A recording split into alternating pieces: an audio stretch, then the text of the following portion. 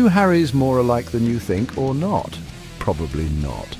Right, let's talk about two figures, two prominent individuals, both named Harry. On the surface, they seem to inhabit entirely different universes, don't they? One is Inspector Dirty Harry Callahan, a fictional no-nonsense rule-of-earth San Francisco cop with a penchant for very large handguns.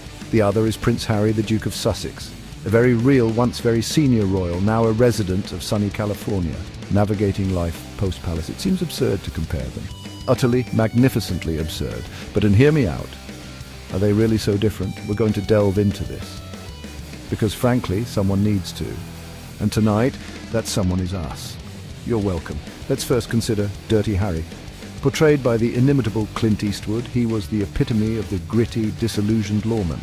He patrolled the mean streets of 1970s San Francisco, a city apparently teeming with an endless supply of maniacal criminals. Callahan wasn't a fan of due process, or paperwork, or it often seemed basic human interaction that didn't involve pointing his Smith & Wesson Model 29. He just wanted to dispense justice, swiftly, violently, and usually with a memorable gravel-voiced quip. He was a product of his time, a less sensitive, more firearm-focused era. Nostalgia. Then we have Prince Harry, actual royalty, or well, formerly frontline royalty. He's traded the stiff upper lip for the sunny climes of Montecito. He's swapped ceremonial duties for tell-all memoirs and Netflix deals. It's quite the career change. But, and this is crucial, he too has experience with some rather powerful hardware. He served as an Apache helicopter pilot in Afghanistan. Those things are not exactly pea shooters. So perhaps there's a shared affinity for things that make a significant impact. One with bullets, the other with, bombshell interviews. It's a tenuous link, I grant you, but it's a link. The very notion of drawing parallels between a fictional cop and a real-life duke is, objectively, a bit daft. We get it. You're probably thinking, what on earth are they on about now? And that's a fair question.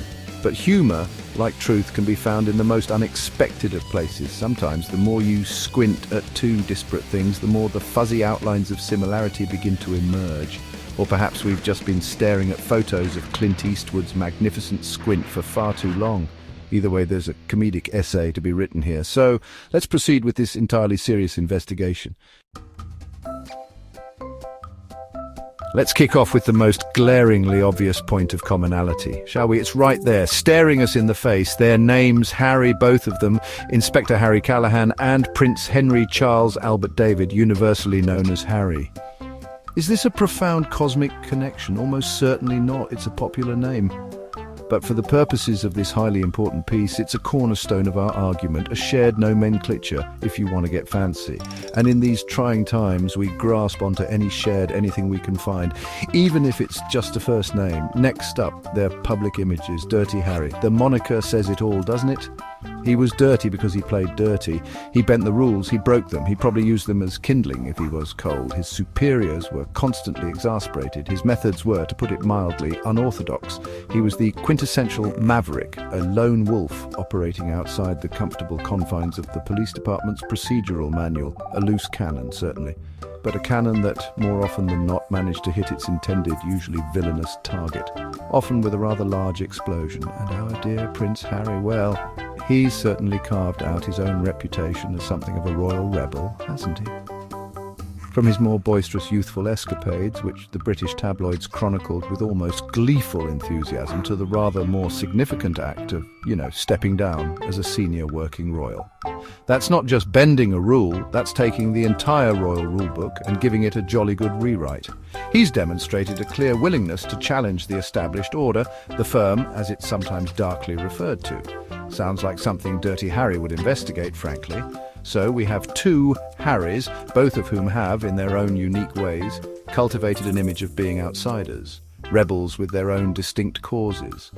Dirty Harry waged a one-man war against crime, his badge a mere suggestion rather than a strict set of guidelines. Prince Harry is currently waging a different kind of war, a war against what he sees as press intrusion, a fight for mental well-being, and a quest for a more private life for his family, which somewhat paradoxically involves a lot of public statements and media projects, but still, the rebel spirit, it's there. You just have to squint a bit harder for one of them. Every truly memorable figure, fictional or otherwise, needs a defining line, a catchphrase, something that instantly brings them to mind. For Dirty Harry Callahan, it's undoubtedly, go ahead, make my day. Those 5 words are pure cinematic dynamite. They are a challenge, a taunt, a grim promise of imminent and severe repercussions for whichever miscreant is foolish enough to test him. When you hear that line, you instinctively know that the situation is about to escalate, and that property damage is likely to follow, along with some very loud bangs. That iconic phrase perfectly encapsulates Inspector Callahan's entire persona. He's a man pushed to the brink, utterly weary of the system's failures, just itching for an excuse to unleash his own brand of justice. It implies he almost wants the criminal to make a wrong move, so he can react with righteous .44 magnum-fueled fury. He wasn't one for lengthy negotiations or de-escalation tactics. His de-escalation usually involved a very large bullet. He was about action, not words, unless those words were a prelude to said action, which they often were. Now, let's turn to Prince Harry. Pinpointing his single most iconic quote is a slightly trickier proposition. He's certainly said many things, particularly in recent years. There have been numerous interviews, a podcast, and of course his rather explosive memoir, Spare.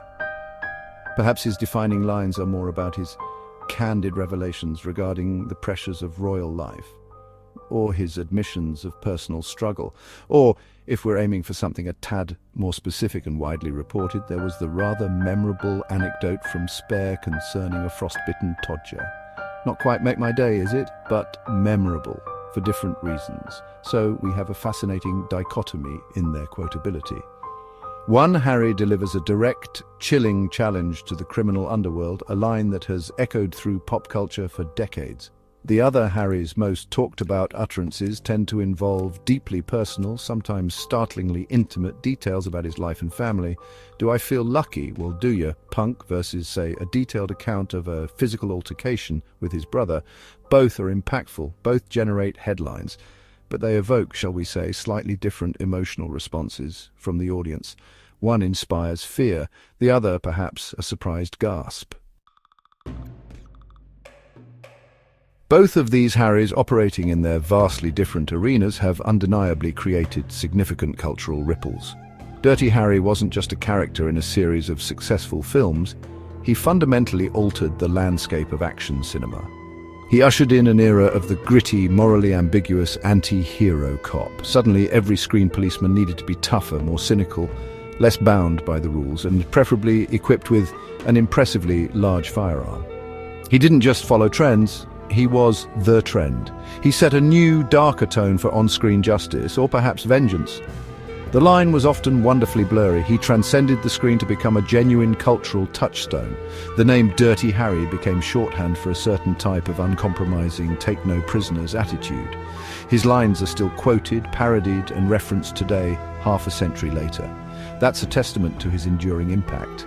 Even if some of the political and social undertones of his films feel, let's say, a little out of step with contemporary sensibilities, his influence on the action genre and on the archetype of the tough cop is absolutely undeniable. He was a cinematic force of nature, and what of Prince Harry? His impact, particularly in recent years, is still being assessed, but it's undeniably substantial. His decision, alongside Meghan Markle, to step back from their roles as senior royals sent seismic tremors through the British monarchy, an institution not exactly known for its embrace of radical change. This was a royal rumble of global proportions. He has consistently challenged long-standing traditions and protocols. He's used his considerable platform, now an independent one, to speak with unprecedented candor about issues previously kept behind palace walls. It's a different kind of shockwave, certainly, but a powerful one. So, to wrap this up, what profound truths have we unearthed in this unlikely comparison? Perhaps not many that will change your life, but it's been a bit of fun, hasn't it? Two Harrys. One navigated the treacherous streets of San Francisco, dispensing his own brand of justice with a .44 Magnum and a steely glare. The other navigates the equally treacherous terrain of global celebrity and royal estrangement, often from a podcast studio in California. Both can be seen as outsiders. Both have, in their own distinct fashions, broken the mold. And both, whether they're asking if you feel lucky or sharing their innermost thoughts, have undeniably made us pay attention.